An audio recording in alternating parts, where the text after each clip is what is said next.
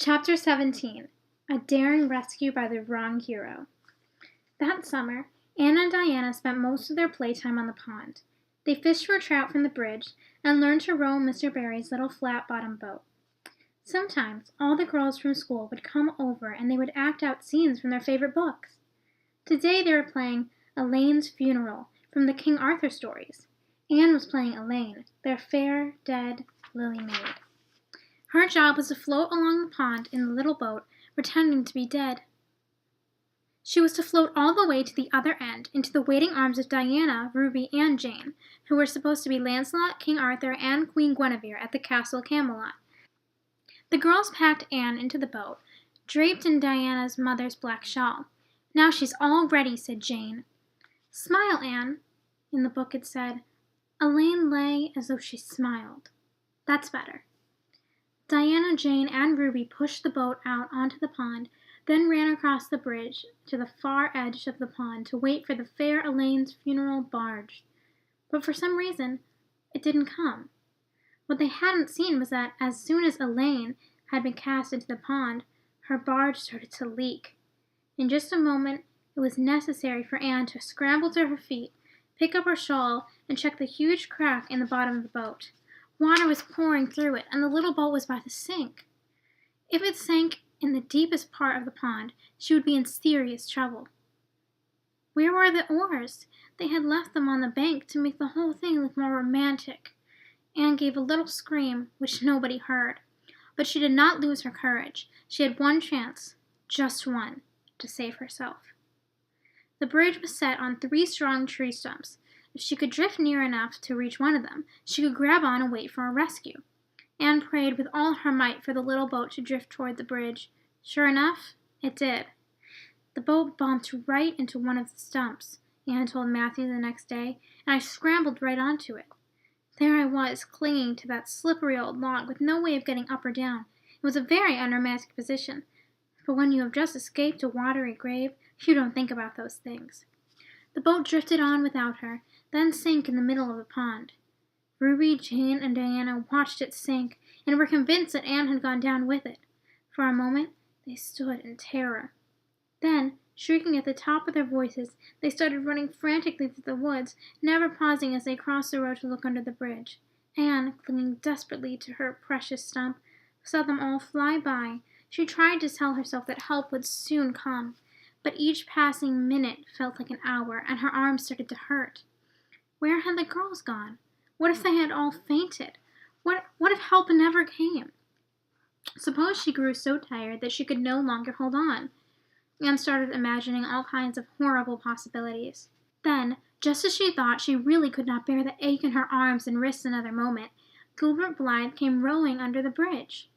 Gilbert looked up and, much to his amazement, saw her little white face looking down at him with big, frightened, but unfriendly eyes. "Anne Shirley," he cried, "how on earth did you get there?" Without waiting for an answer, he pulled close and held out his hand. Anne grasped his hand and scrambled down into his boat. She sat in the stern, cold, furious, and dripping wet. "What happened, Anne?" asked Gilbert, kindly picking up his oars. "We were playing Elaine," said Anne coldly, without even looking at her rescuer. "I had to drift down to Camelot in the barge. The boat. But it was leaking, so I had to climb onto the stump before it sank. Would you be kind enough to row me to the landing?"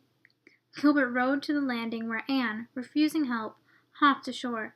"Thank you very much," she said as she turned away, but Gilbert, who had also climbed ashore, grabbed her hand. "Anne," he said, "look here. Can't we be friends? I'm very sorry that I made fun of your hair that time. I didn't mean to hurt you. It was only for a joke. Besides, it was long ago. I think your hair is really pretty now. Honest. Let's be friends." For a moment Anne stopped.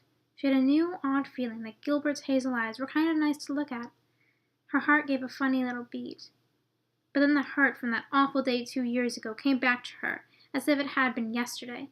Gilbert had called her Carrot, and made her feel ashamed in front of the whole school. She would never forgive him. "No," she said coldly. "I shall never be friends with you, Gilbert Blythe." "All right," he shouted as he jumped back into his boat.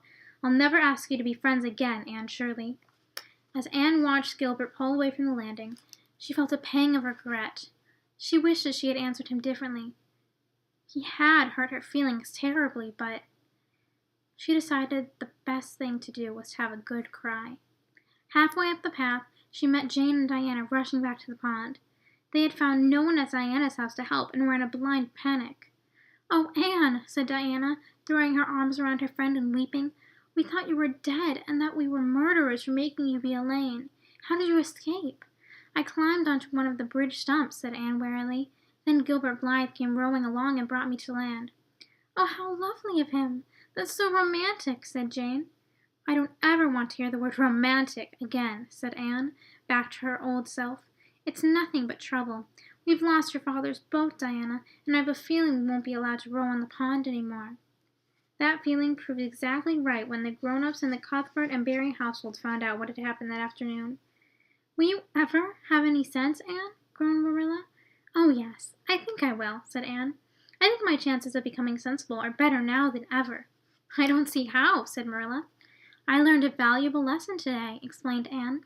"I realized that there is probably no use trying to be romantic in Avonlea. It was probably easy enough in King Arthur's court hundreds of years ago, but romance is not appreciated nowadays, not even by me." Matthew, who had been sitting quietly in the corner, waited until Marilla had left the room.